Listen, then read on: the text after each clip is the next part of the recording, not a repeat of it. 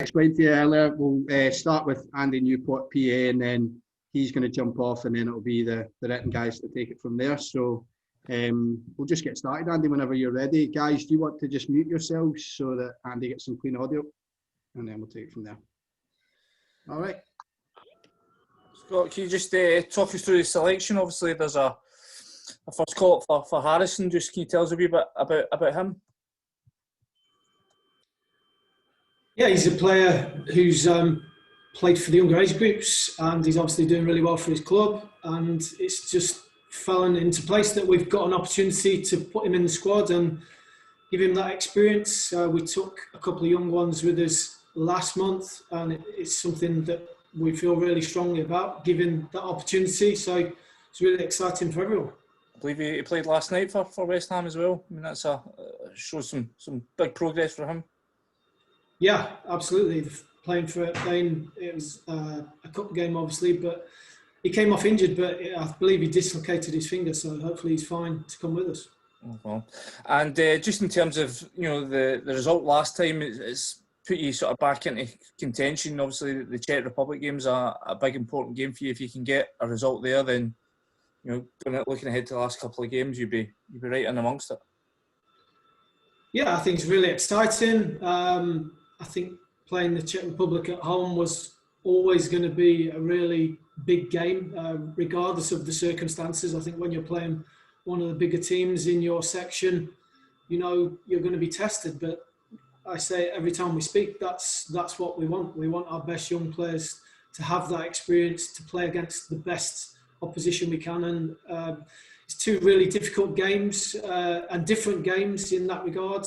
Obviously, the home game against one of the top teams in the group, where we really have to make sure we're on it, and then away from home against a team where everyone will expect us to win, and they will obviously make it difficult for us, and we need to break them down, and that will be difficult as well. So two really different games.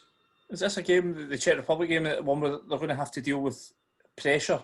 There's an expectation on them now, I suppose, that if they can get a result here, then, as I said, that they're in with a chance of qualification. That this is a big ask for them as much as the opponent they're playing. It's dealing with the pressure of the game. Yeah, I think that is an important part of being with us. Obviously, they're all trying to push towards the full squad. I think it's about just dealing with that sense of occasion when they play for their country, but also that every result matters. There is no free pass. Every game is scrutinised. Every performance is scrutinised collectively as a team, but also them as individuals. And they need to show they can handle that every time they play, regardless of the circumstances. Because I think when you play for your country, like I said, there is no friendly game, no challenge game. It just doesn't happen at this level. In terms of guys who have been into the full squad, Ryan Porteous, we saw him at the weekend. He was involved in a couple of scrapes. But in terms of him as a player, I mean, do you think that people need to sort of focus less on the sort of stuff that he does, the sort of the battles he gets embroiled in, and more about the qualities that he has as a player? Because he's somebody who's sort of every sort of few weeks you just see him sort of coming on more and more as a defender.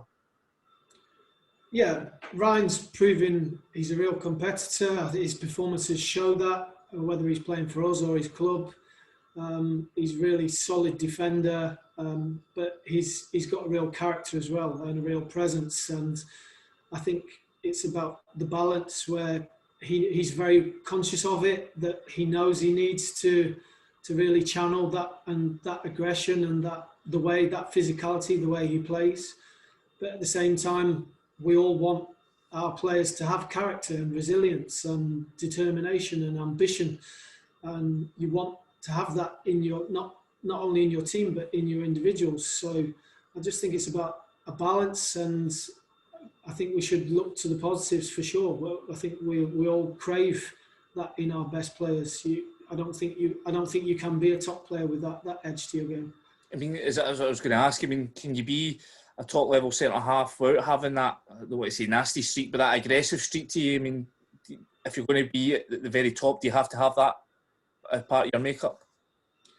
yeah, you have to have that edge to your game. You have to take it personally. That's something I speak to the players about before every game. You have to take it personally. You know that your opponent is trying to beat you, trying to embarrass you. You have to take it personally. And that what we're discussing. I love to see it in the team and the performances. I think you need it to be successful. Stephen Gerrard said he had a bit of a cheek. I think they had a wee bit of a squabble with James Tavernier, calling him a sore loser at full time. But I suppose, I mean, you've played enough guys that have been sort of top winners themselves. Everyone needs to be a sore loser if you're going to be, you know, make it to the very top.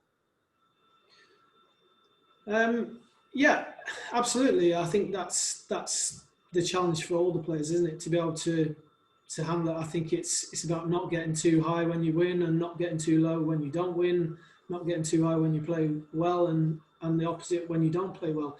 But I think the important thing is to be conscious of it and to recognise it and try to constantly improve. Thanks, Scott. Appreciate it.